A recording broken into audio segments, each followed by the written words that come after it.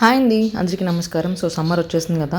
Summer వచ్చింది అంటే ఇంట్లో ఊరగాయ పచ్చళ్ళు పెట్టడం స్టార్ట్ చేస్తూ ఉంటారు. సో మేమైతే ఉసిరికాయ పచ్చడి పెట్టుకోమన్నమాట.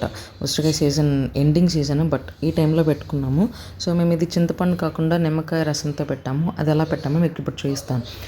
ముందుగా స్టవ్ వెలిగించి కడాయి పెట్టి 1 టీ స్పూన్ ఆవాలు, 1 టీ స్పూన్ మెంతులు వేసుకొని ఫ్రై చేసి పక్కన పెట్టుకోవాలి.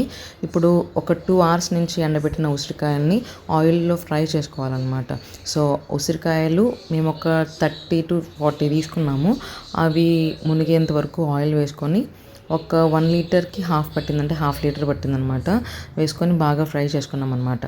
సో మేము యూస్ చేసింది శనగ నూనె, ప్యూర్ శనగ నూనె, అందుకని ఇంతలో నురుగు వస్తుందన్నమాట. అవి ఫ్రై అవుతున్నప్పుడే ఇలా కల్లుప్పు తీసుకొని మిక్సీ పట్టుకొని దాన్ని ఎండలో పెట్టుకోవాలన్నమాట. దానిలో కూడా మాయిశ్చర్ ఉండకూడదు, ఉంటే బూజు పట్టేస్తుంది. సో కల్లుప్పు నేను 150 గ్రామ్స్ తీసుకున్నాను అనమాట. సో మీకు గ్లాస్ చూపించాను కదా, అది 100 గ్రామ్స్ అనమాట. సో 150 గ్రామ్స్ కల్లుప్పు తీసుకొని ఇలా మిక్సీ పట్టేసి ఎండలో పెట్టేశాను.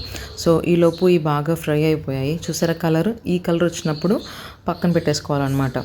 అవి కొంచెం చల్లారిన తర్వాత మనము మిక్సీ పట్టుకున్న ఉప్పు, అలాగే 1.5 కప్ కారం వేసుకోవాలి. కారం కూడా 150 గ్రామ్స్ అనమాట.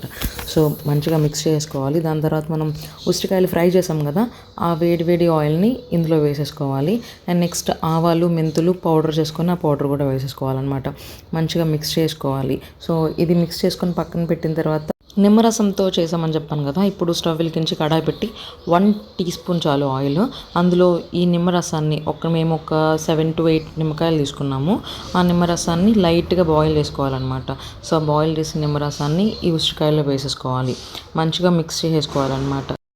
ఇది మంచిగా మిక్స్ చేసుకున్న తర్వాత ఒక 2 వెల్లుల్లిపాయలని, పెద్ద వెల్లుల్లిపాయలను తీసుకొని ఆ రెబ్బలను మంచిగా దంచేసుకొని దాన్ని కూడా ఇందులో కలిపేసుకోవాలి.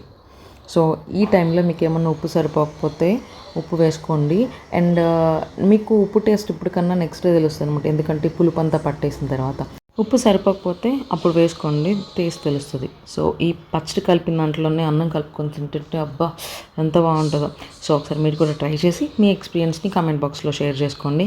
And don't forget to subscribe.